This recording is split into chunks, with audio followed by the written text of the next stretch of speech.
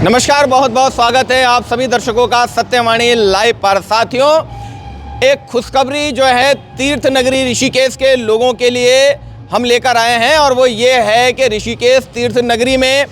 7 departmental store थे जिनमें शराब मिलती थी और अब जो है उन पर ताला लग चुका है। जी हाँ, इस वक्त हम लोग ऋषिकेश एम्स मुख्य मार्ग या वीरभद्र मार्ग पर मौजूद हैं और इस मार्ग पर 4 शराब की दुकानें हैं जिन्हें ग्रोसरी स्टोर या डिपार्टमेंटल स्टोर का नाम दिया गया है। उसमें से एक दुकान ये आप देख सकते हैं जो सबसे पहली दुकान खुली थी, द प्रीमियम ग्रोसर्स। ये दुकान आप देख रहे हैं जिसमें लिकर, बियर, वाइन, ग्रोसरी, हुक्का, सिगरेट, ग्लास, क्रॉकरी, स्नैक और उसके अतिरिक्त पता नहीं कितनी चीज़ें लिखी हैं, लेकिन मिलती तो केवल यहाँ पर शराब ही थी। और अभी आप देख सकते हैं कि ये देखिएगा, कल भी हम यहाँ पर आए थे ये देखने के लिए कि भाई ये दुकानें बंद हुई हैं या नहीं हुई हैं, तो कल से ही इन दुकानों में ताला लगा हुआ है। 4 दुकान इस क्षेत्र में हैं, एक दुकान गुमानी वाला में है ऋषिकेश के, और 2 दुकान जो हैं वो ऋषिकेश के नटराज चौक पर हैं। जितने भी ये डिपार्टमेंटल स्टोर हैं तीर्थ नगरी में,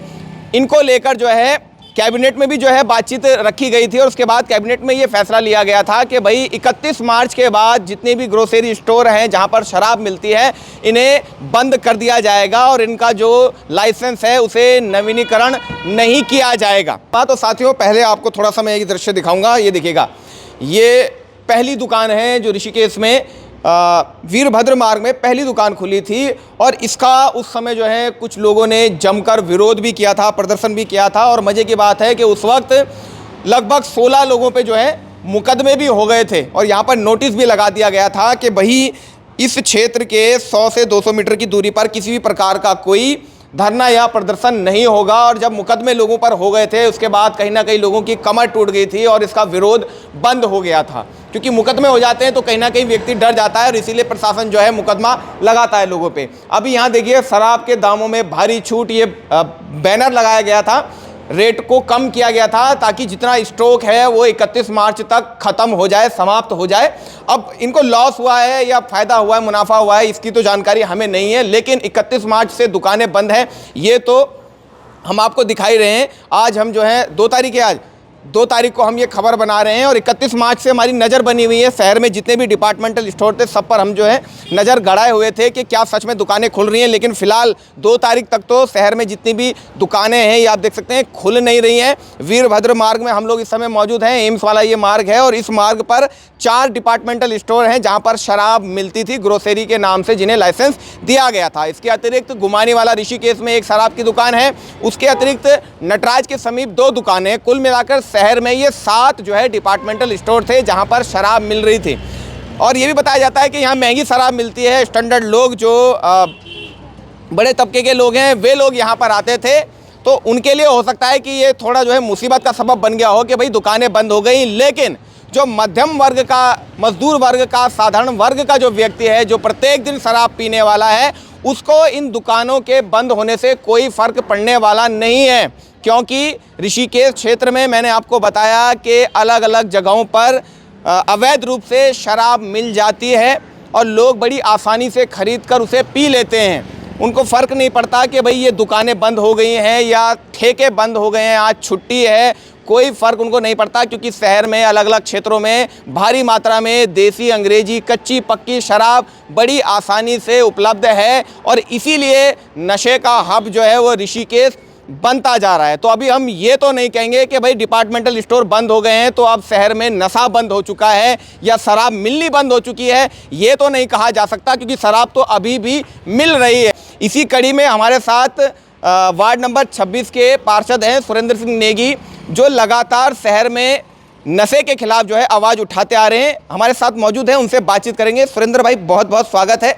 ये तो एक खुशखबरी है कि भाई जितनी भी ये शराब की दुकानें हैं फिलहाल बंद हो गई हैं, इनका नवीनीकरण होता है नहीं होता ये बात का विषय है। अभी क्या कहेंगे, इस फैसले पर कितना संतुष्ट हैं?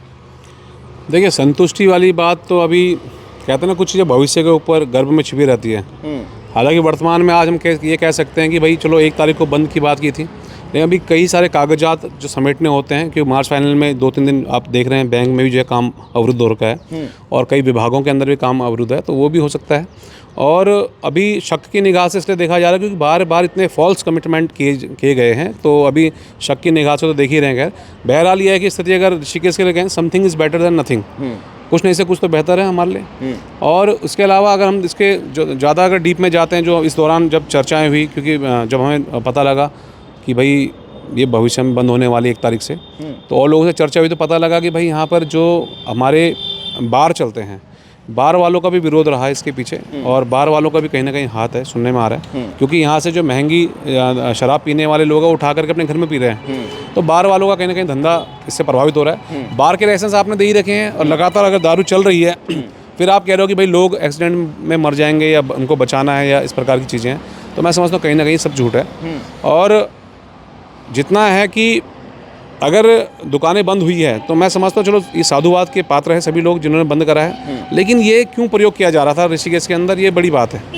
योग नगरी के अंदर आप इस प्रकार से जो है भोग नगरी बना करके छोड़ दोगे इसको, और फिर आप जो है, आज मैं एक आपके चैनल के माध्यम से ये भी देख पा रहा हूँ कि जिन लोगों ने इसको लिया टेंडर को, और जो पैसा इन्होंने दिया होगा, और जो इन्होंने यहाँ पर जितना अपना साजो सामान तैयार करा, उन लोगों के लिए भी कहीं ना कहीं हमें दुख है, एक मानवता के नाते, इंसानियत के नाते, समाज के नाते। क्योंकि किसी ने अगर भविष्य देख करके अगर लिया है कुछ चीज़, तो उसका पैसा तो इन्वेस्ट हुआ ना। सरकार को इनका टोटल लॉस भी वापस देना चाहिए, क्योंकि सरकार का ही निर्णय है ना, सरकार के निर्णय को से अगर प्रभावित है। दूसरा सबसे बड़ी बात, जिन लोगों ने जब शुरू में यहाँ पर आपत्ति जताई थी, उसके अलावा आगे पे आपत्ति जताई थी, जब तीसरी दुकान यहाँ पे खुली, जब तीसरी दुकान में आपत्ति जताई तो वहाँ पर 15-16 लोगों पे मुकदमे दर्ज हुए, तो उन लोगों के मुकदमे भी वापस होने चाहिए। जब आपने ये, आपका निर्णय गलत था, वही चीज़ समाज कह रहा था, तो उस चीज़ को समझना चाहिए। मैं समझता हूँ कि आपके चैनल के माध्यम से मैं निवेदन करना चाहूँगा मुख्यमंत्री धामी जी से और हमारे क्षेत्र के जो सम्मानित विधायक जी है, कि आप जो है अब तो कम से कम इस तरह के कार्य करेंगे, भाई थोड़ा सा समाज को रिलीफ दें। अगर आपने दुकानें बंद कराई है तो आप जो है, एक तो इन लोगों का भी मैं चाहूँगा कि भैया इनका जो नुकसान है वो पूरा हो, और उसके अलावा जो हमारे तमाम लोग जिन पे आप लोगों ने मुकदमे दर्ज करे उस समय, वो सारे मुकदमे वापस ले जाएं। अच्छा सुरेंद्र भाई, ये भी तो बहुत बड़ा सवाल है कि सरकार ही इन्हें लाइसेंस देती है और उसके बाद क्रेडिट लेने के लिए फिर जो है इनका लाइसेंस जो है वो निरस्त कर देती है या नवीनीकरण नहीं करती। ये भी तो बहुत बड़ा सवाल है। इस विषय में अगर मैं ज़्यादा अंदर जाएँ हम, तो हर ज़िले के अंदर 50 से 60 लोग लगभग इसके जो ठेकेदार हैं, पूर्व ठेकेदार है, जो एक्चुअल ठेके चलते हैं, उनकी बात कर रहा हूँ मैं। तो ठेकों के ठेकेदार भी परेशान है, उनके सिक्योरिटी मनी या उनका टोटल जो पैसा पहले चला गया, अग्रिम भुगतान जो उन्होंने करा है, और वो सारा पैसा जो है, जब ये इस तरह की कहीं हरकतें हो जाती है, जैसे अभी आपने पीछे देखा होगा कि कुनाव गाँव की तरफ जो है एक ट्रक में शराब बेची जा रही थी, तो उस ट्रक में जो शराब ला कर बेची जा रही थी, तो वो ठेका नहीं खुल पाया, तो उस आदमी को 15-16 करोड़ रुपए का लॉस हुआ है, जिसका वो आज भी केस लड़ रहा है, जो भी पार्टनर लोग उसमें रहे होंगे उनके। और इस प्रकार की जब ऐसी कोई बात हमने वहाँ पे रखी थी, जब हम गरुड़ चट्टियाल ठेके के विषय में गए थे, तो वहाँ पर उन्होंने बताया, कुछ फाइलें भी दिखाई कि भाई इन तमाम लोगों के केस चल रहे हैं और ये तमाम लोग, और पैसा वापस नहीं आना है सबसे बड़ी बात।